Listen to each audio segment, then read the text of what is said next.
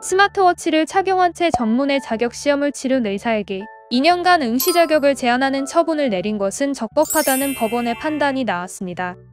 전문의 자격시험 1차 필기에 응시한 A씨는 스마트워치를 착용한 채로 1교시 시험을 마쳤습니다. A씨는 2교시 시험을 치르던 중 시험 감독관으로부터 시계가 시험장 반입이 금지된 스마트워치에 해당해 시계를 제출하고 시험장 밖으로 나가야 한다는 지시를 받았습니다. 이후 대한의학회는 A씨의 행위를 부정행위로 판단해 당시 시험을 무효 처리하고 앞으로 2년 동안 전문의 자격시험 응시 자격을 제한하기로 결정했습니다. 이에 A씨는 대한의학회 처분에 불복해 소송을 제기했습니다. A씨는 변호사 시험이나 국가공무원 시험, 대입수능 시험에서 반입금지 물품을 소지하면 해당 시험에 한해 무효 처리를 하고 그 이후 시행되는 시험에서는 응시 제한을 두지 않고 있다며 2년간 응시 제한은 부당하다고 주장했습니다.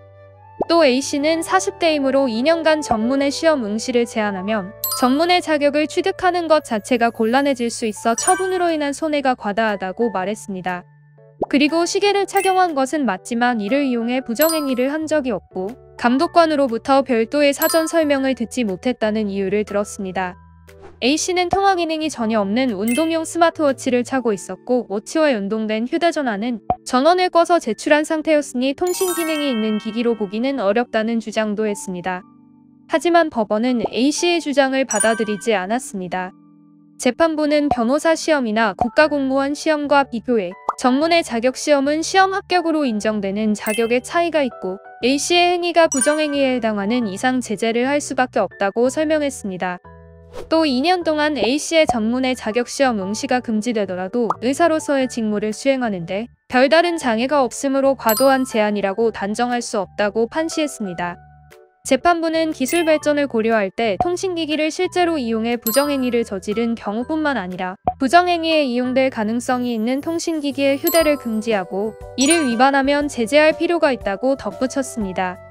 또 수험표 출력 화면과 시험장 칠판 앞에 통신기기 반입 금지 규정이 충분히 쓰여 있던 점을 지적하며 사전 설명을 듣지 못했다는 주장도 인정하지 않았습니다. 스마트워치는 디지털 기기로서 저장 및 무선 통신기기로 사용될 수 있고 A씨 것이 아닌 다른 사람의 휴대전화로도 연동될 수도 있다고 했습니다. 또 A씨가 수험표를 출력하기 위해 안내사항을 확인했다고 체크했는데 이 안내사항에는 시험 중 스마트워치를 소지할 경우 부정행위로 간주된다고 기재돼 있었던 것으로 알려졌습니다. 또한 의사는 국민의 생명과 건강을 책임져야 할 전문가로서 전문성과 책임감을 갖고 원칙과 절차를 준수할 의무가 있다며 전문의 자격시험의 공정성을 확보할 필요가 매우 중대하다고 밝혔습니다. 휴대전화와 연결할 수 있는 스마트워치를 착용하고 전문의 시험에 응시하면 2년간 응시 자격이 제한될 수 있습니다.